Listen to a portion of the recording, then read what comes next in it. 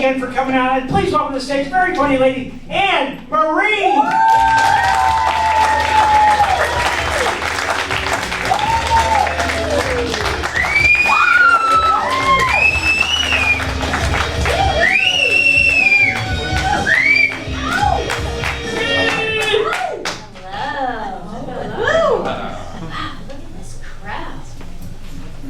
How y'all doing tonight? Woo! How you doing? Friday night, drinks are flowing.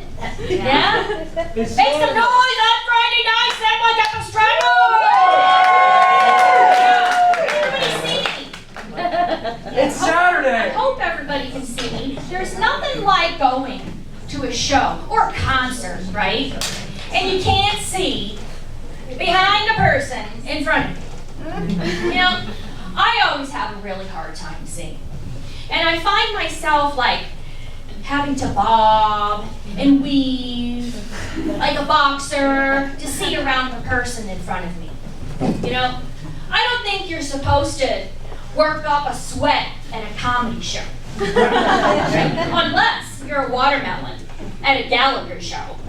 Right? That's why I have new fitness goals this year. Trying to double my weight so everybody in the audience can at least see half of me. As you can probably tell, I'm pretty short. Yep. I'm a whole whopping 4'11" and maybe 3/4.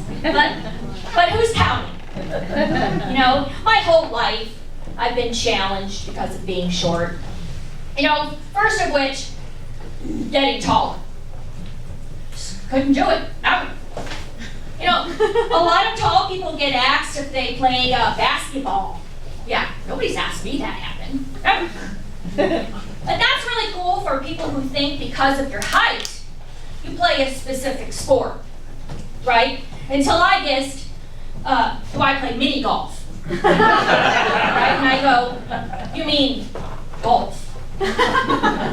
I bring my own set of clubs, you know? I don't just come to play, I compete. Yeah? And that's always really funny until I invite them out for a round. Right? And I just clobber their shins with my clubs. That's why I always play with regulation clubs. You know, I'm actually pretty good at mini golf. You know, but not everybody asks me if I play mini golf. You know, not everybody is a rude dick. Some people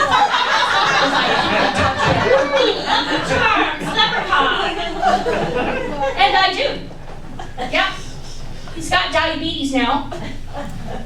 And he's still around. He's playing in an Irish band, getting drunk pretty much.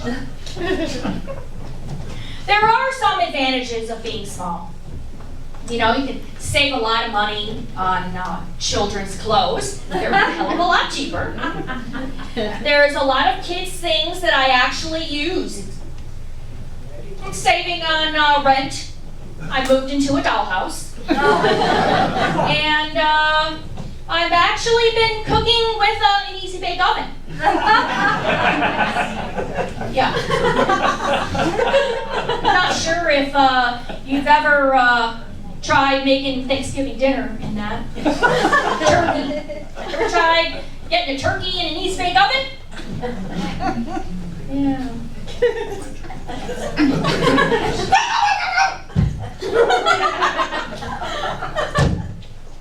Goddamn turkey. Yeah, it took like 26 hours to cook the goddamn turkey. I don't really mind being short that much, but it makes it really hard to do things sometimes. Like, it's not easy for me to reach things or whisper in people's ears or rent a car.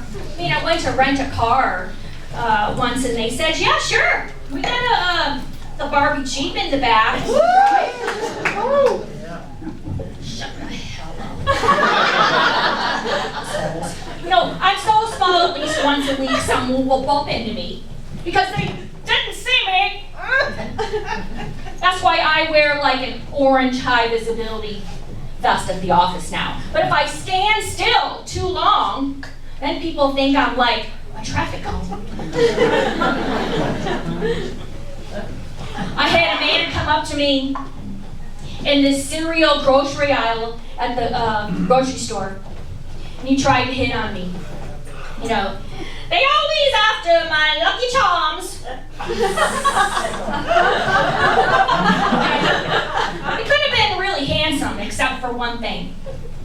His face. He looked like someone made a person out of a clay and then left him in the sun too long.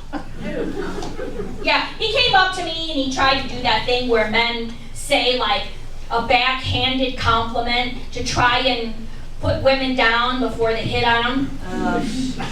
Yeah, he said he loved the way I didn't care how the way I dressed when I went out. I told him I'd prefer to dress worse when I go out, so men with bad haircuts and melted faces don't try and hit on me.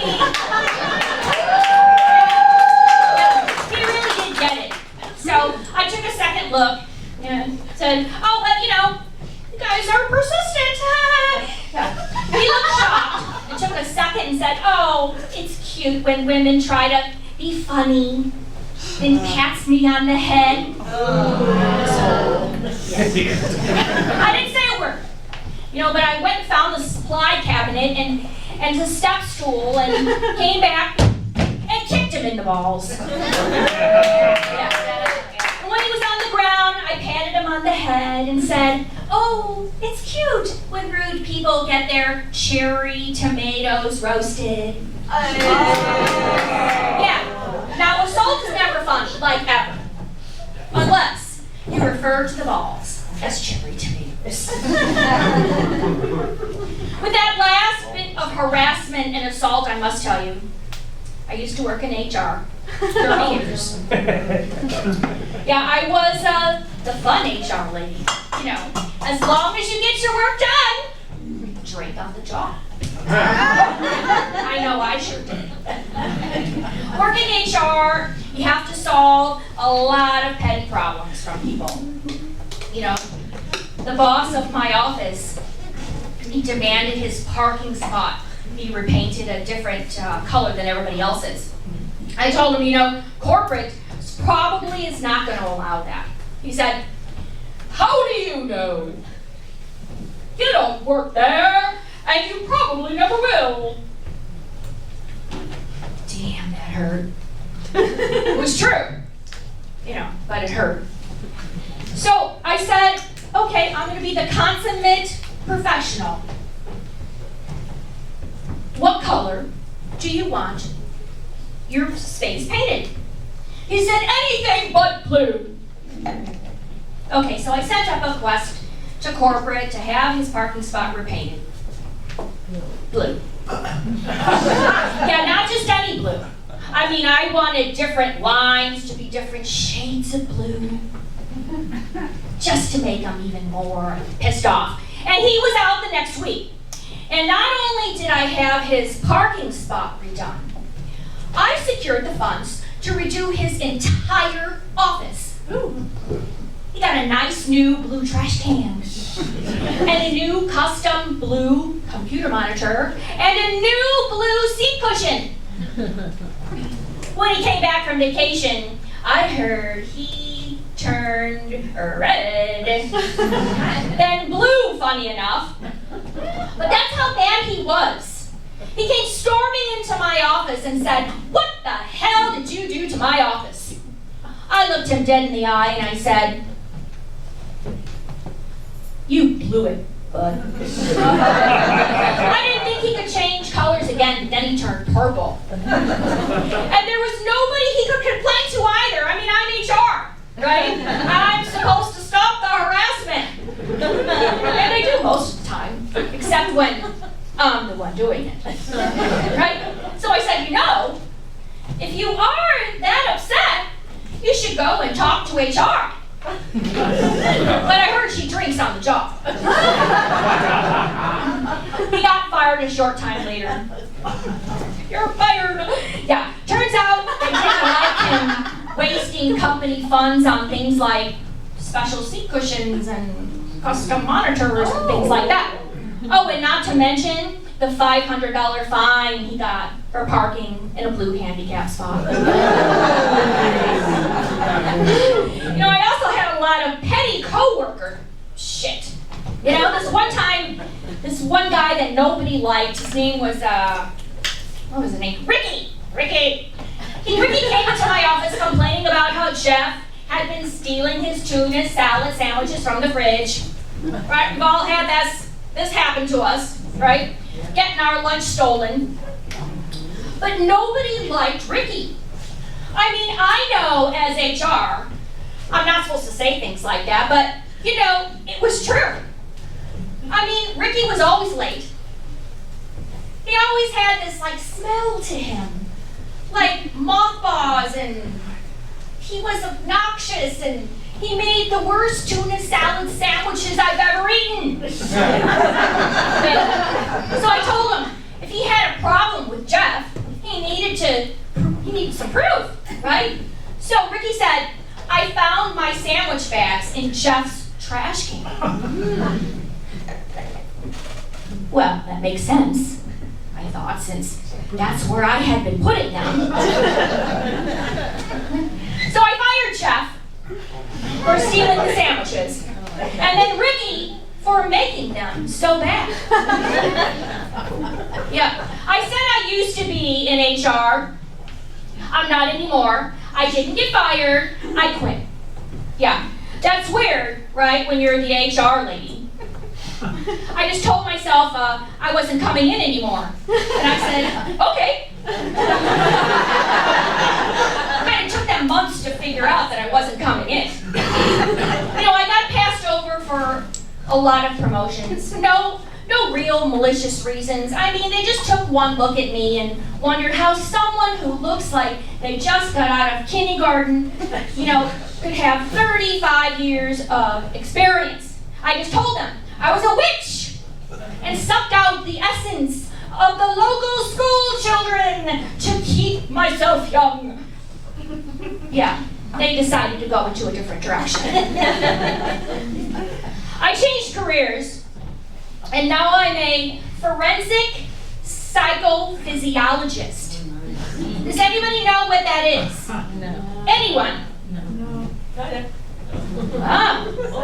Only because you told me. Also known as a polygraph examiner. Yeah, polygraph are known as a lie detector, which is another name for women. Yeah, I've been a decent lie detector for years. Yeah, I know if a man is speaking, he is probably lying. Watch, I'm going to give you a demonstration. Sir. Yes, you. How are you? Stand up. Yes, please. What is your name? Mike. Mike. Yeah, bullshit. Sit down. It's really calm. Happens every time.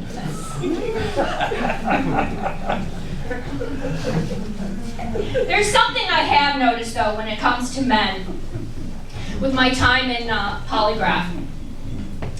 The only time they ever clean a dish is if there is some incriminating evidence on it. Because the only thing men hate worse than cleaning is being held accountable for their actions. Thank you. Good night.